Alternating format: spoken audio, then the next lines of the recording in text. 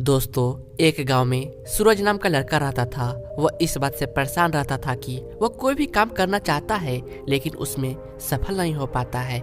ऐसे ही 1 महीना बीत गया, 2 महीना बीत गया, 3 महीना बीत गया, 4 महीना बीत गया, 1 साल बीत गया, लेकिन वह कभी भी अपने आप को आगे नहीं बढ़ा सका।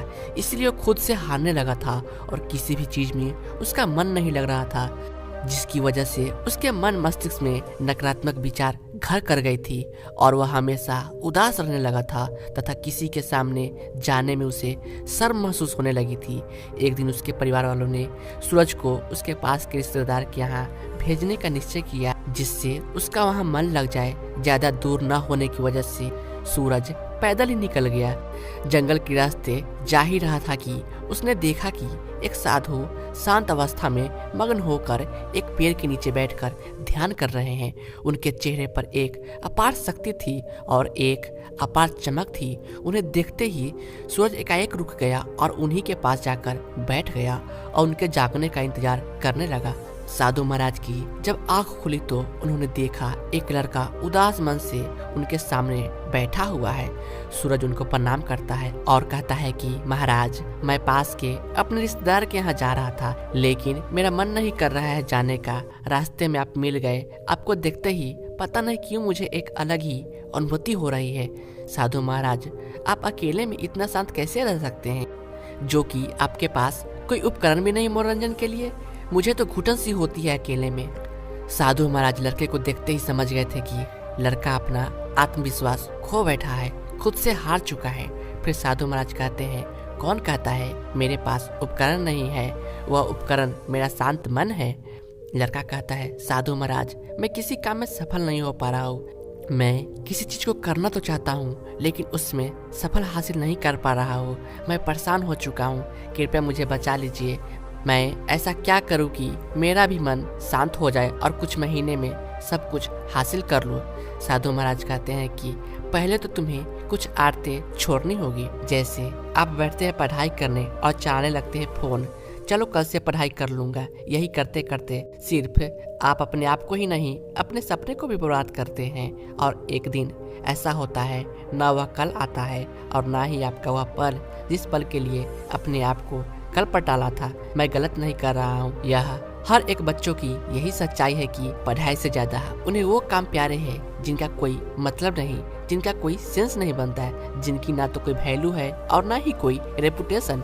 उस तरह के काम जो बेफजूल के हैं, उस तरह की चीजें जिनका कोई मतलब नहीं है। मेरे बच्चे, आज मैं तुम्हें एक ऐसे सफर पर लेकर चलता हूँ जहाँ पर तुम जानोगे कि तुम्हारी रोज की आदतें तुम्हें कितना इफेक्ट करती है।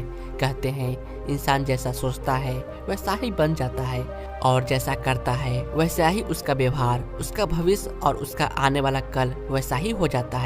मतलब आपसे जुड़ने वाली हर एक चीज और आपके द्वारा करी गई हर एक चीज आपका भविष्य बना रही है। आप जो कर रहे हैं, जैसे भी कर रहे हैं, वही आपका कल बना रहा है।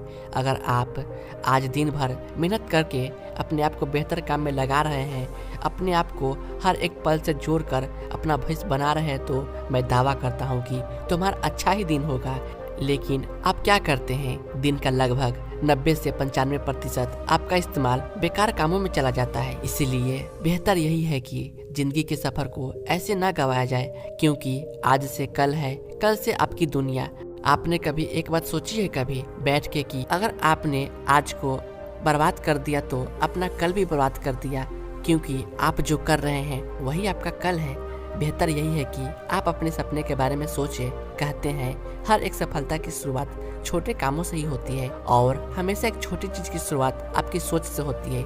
लेकिन बात तो तब ना जब आप कुछ सोचे। आप तो कुछ सोचने को भी तैयार नहीं हो। आपने बस यह मान लिया कि हाँ यह करना है, लेकिन कैसे करना है उसकी कोई तैयारी है या नहीं। भला इस तरह की जिंदगी कैसे चलेगी मेरे बच्चे? इसीलिए बेहतर यही है कि उन चीजों को छोड़ दो जिन कामों का कोई मतलब नहीं है, जिनका कोई अस्तित्व नहीं है, जिनका कहीं अता पता नहीं है। वह बेकार के काम है जो आप रोज और हर पल करते हैं, उन्हें आप छोड़ दे तो बेहतर है। इसीलिए आज से ही, अभी से ही अपने आप को सोचे कि मैं क्या कर रहा हूँ, क्यों कर रहा हूँ, इन कामों का क्या मतलब है। जब आप अपने आप से सवाल करेंगे तो आपका जवाब मिलेगा इस बात का कि आपने जिंदगी में कितने पल को बेकार में बर्बाद कर दिया है। इसीलिए मेरे बच्चे, आपने कहावत तो सुनी होगी, यहाँ पे कोई किसी का नहीं होता। यह बात सच है उतनी जितनी कि आप इस बात को मानते हैं। लेकिन अफसोस तो इस बात का है कि आप सब कुछ जानने के बावजूद भी कुछ समझने को तैयार नहीं होते।